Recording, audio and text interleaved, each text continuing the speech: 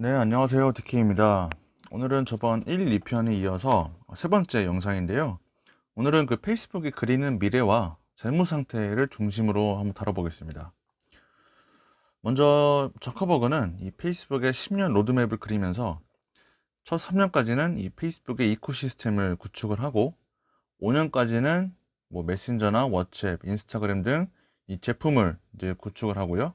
그 다음에 이제 마지막 단계에서는 커넥티비티, 연결, 그리고 AI, 그리고 VR과 AR 이 세 개를 구상을 했습니다. 강조를 했고요.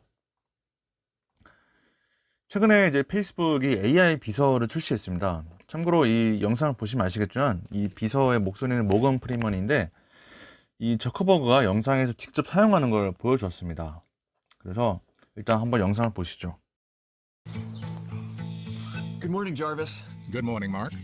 It's Saturday, so you only have 5 meetings. Room temperature is set to a cool 68 degrees. Earlier this year, I started building a simple AI to help run our home. I talked to Jarvis using this app I built. It uses artificial intelligence to understand me and figure out what to do. Max woke up a few minutes ago. I'm entertaining her. All right, let's go check on her. Good morning, Max. Let's practice our Mandarin. Jarvis, your Mandarin is so soothing. Shishay. Jarvis also helps me get ready in the morning. Fresh shirt. Fire in the hole. Hell yeah. 네, 그러면 이 페이스북이 AI 비서와 그리고 AI 기술에 투자하는 이유는 뭘까요? 바로 앞의 내용이랑 계속 연결되는 부분이 있는데 페이스북은 단순히 SNS 플랫폼을 넘어서 구글이나 애플처럼 이 사용자들의 일상에 조금이라도 더 침투를 하려는 겁니다. 만약에 사람들이 AI 비서를 사용하게 되면은 최소한 집에 있는 시간 동안은 계속 함께 하는 거잖아요. 그럼 그 시간 동안에 사용자에 대한 데이터를 계속 축적할 수 있는 거죠. 그리고 이런 이제 AI 기술을 바탕으로 소비자 또는 사용자들의 데이터를 추적해 나가고 그리고 그러한 데이터를 기반으로 트래픽 증가와 또 맞춤형 광고를 제시하면서 궁극적으로는 광고 수익, 즉 페이스북 입장에서는 매출 증가를 얻을 수 있는 겁니다. AI와 더불어서 페이스북은 AR과 VR이 이 새로운 플랫폼의 기반이 될 거라고 2017년 F8에서 발표했습니다. 이와 관련해서 이 CEO인 저커버그가 그리는 비전을 한번 들어보시죠. The ways that we all naturally interact with each other and now also more aligned with this privacy-focused vision for the future. So I think that augmented and virtual reality have the potential to create much more personal and intimate experiences. With VR, you feel like you're actually right there, present with someone, even physically they're in a completely different place somewhere halfway across the world. And with AR, instead of you having your face in your phone and someone else having their face in theirs, now the computing environment is going to put digital objects in the real world. They're going to be able to both interact with it and actually be present together. So 2 years ago at F8, we talked about how the camera was going to be the first AR platform. And in the last year alone, more than 1 billion people have used AR features on Facebook, Instagram, Messenger, and Portal. And now to make this into an even broader platform.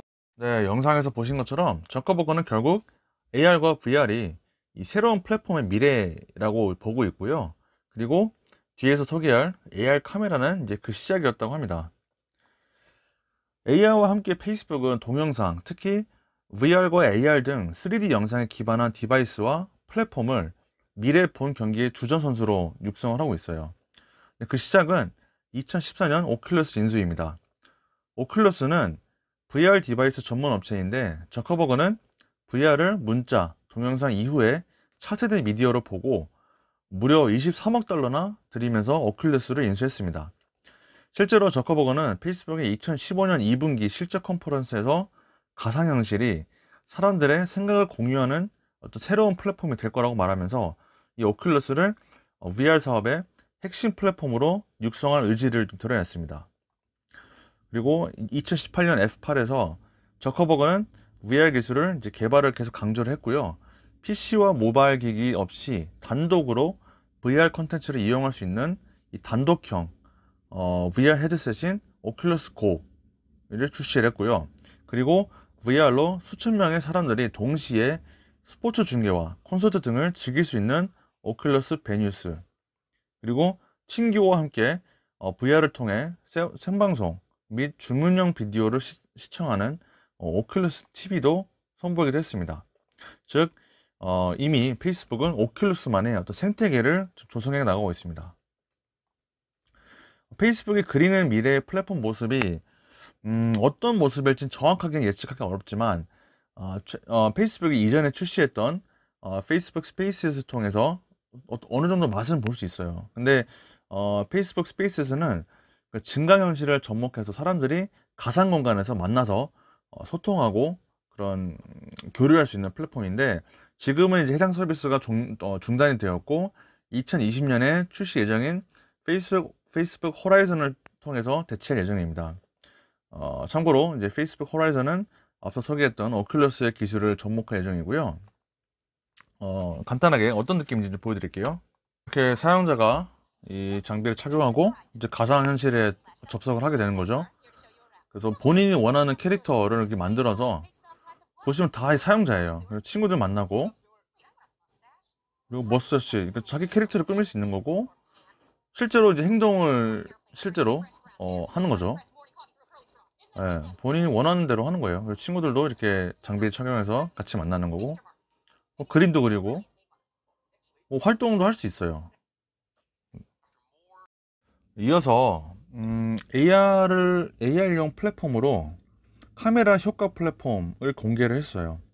카메라 효과 플랫폼은 페이스북 카메라와 페이스북 프로필 사진에 쓰이는 프레임을 직접 디자인할 수 있는 프레임스 스튜디오와 AR 기술을 기반으로 움직임, 주변 환경, 실시간 방송 도중에 상호작용에 반응하는 마스크, 스크립트 애니메이션 효과를 제공하는 AR 스튜디오로 구성됩니다.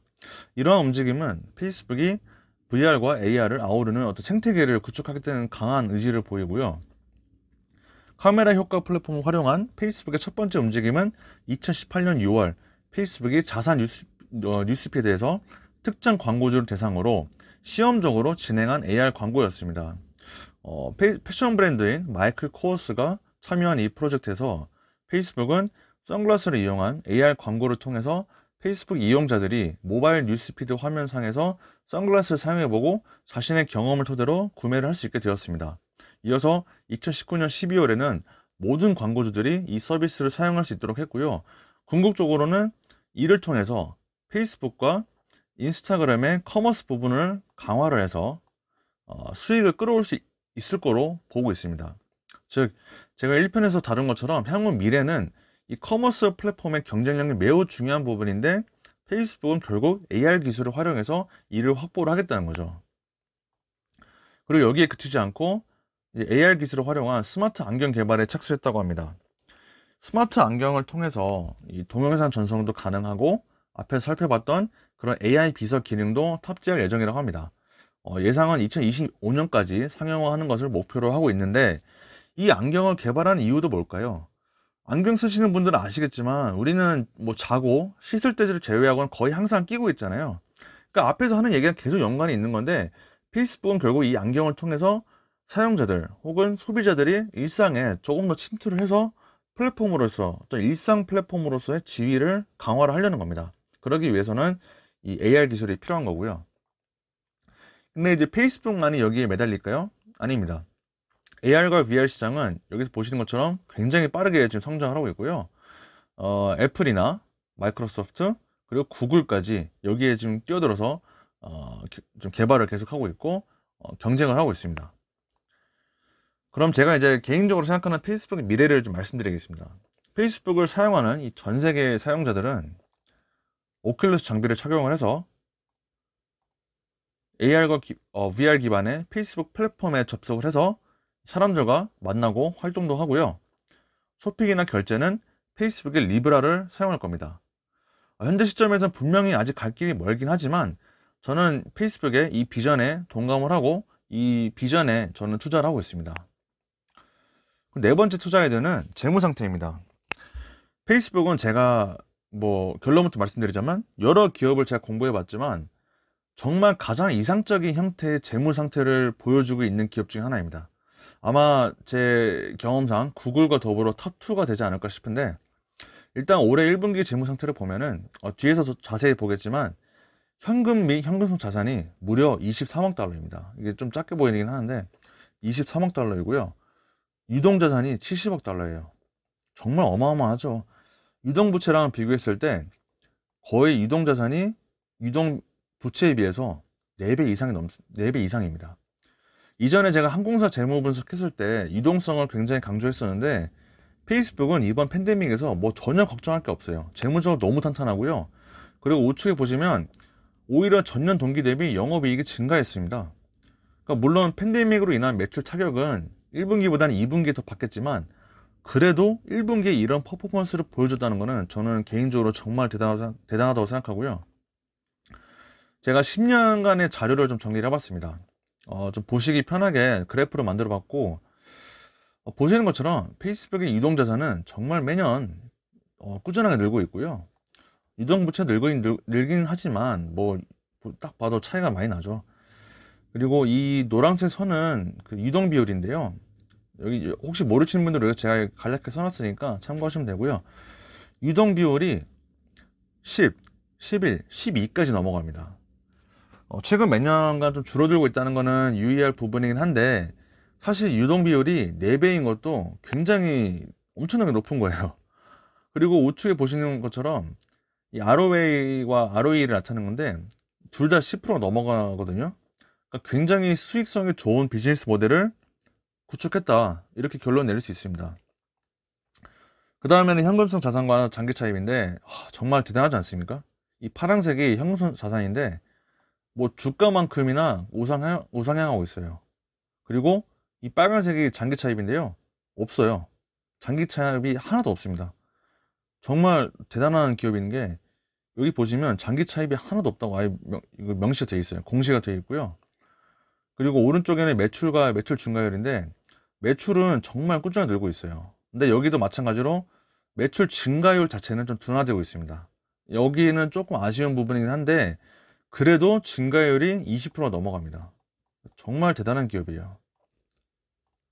그 다음에는 EPS와 영업이익을 좀 보면은 영업이익도 마찬가지로 엄청나게 늘어나고 있죠. 근데 여기도 마찬가지로 매출 증가율처럼 영업이익 증가율 자체는 조금씩 둔화되고는 있습니다. 그래도 영업이익률이 33%다. 이거를 좀 참고하시면 될 것 같고 EPS도 엄청나게 좋은 모습을 보여주고 있습니다. 근데 2012년에 여기가 좀 급격하게 줄어들었는데 이게 왜 그러냐면은 이때 인스타그램을 인수했어요. 제가 1편에서 얘기했지만 이제 2012년에 인스타그램을 인수하면서 이례적으로 좀 많은 비용을 지출하면서 수익성이 악화됐습니다. 근데 이거는 이례적인 이벤트이기 때문에 크게 유의할 건 아니고 전체적인 추세는 우상향하고 있다, 이렇게 보시면 될 것 같습니다. 그리고 마지막으로 이제 주당 현금 흐름인데 제가 주당 현금 흐름을 매우 중요하게 생각하는 거는 아시는 분은 아실 거예요. 근데 여기도 보면은 장기적으로 우상향하는 추세다. 그리고 2019년에는 무려 주당 7.43불이나 창출했다. 그래서 페이스북이 굉장히 안정적으로 현금 흐름도 창출하고 있다, 이렇게 볼 수 있습니다. 그래서 저는 이 페이스북의 재무 상태를 보면요, 정말 걱정이 안 되는, 정말 믿고 투자할 수 있는 재무 상태다. 그리고 제가 여러 기업을 이제 재무 분석해 봤지만 정말 손에 꼽는 그런 재무 상태를 보여주고 있는 기업입니다. 그래서 오늘은 세 번째, 페이스북이 그리는 미래, 그리고 그 미래에 투자하는 제 아이디어, 그리고 마지막 네 번째는 그 페이스북의 재무 상태에 대해서 다뤄봤습니다. 그래서 네, 이번 페이스북 시리즈가 좀 길어지고 있는데 다음 편에서 리스크와 밸류에이션으로 마무리를 하려고 하고요.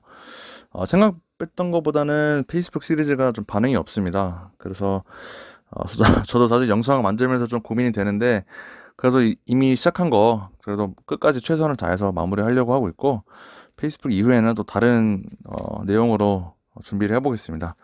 그래서 오늘도 들어주셔서 대단히 감사하고요. 이만 영상 마치겠습니다.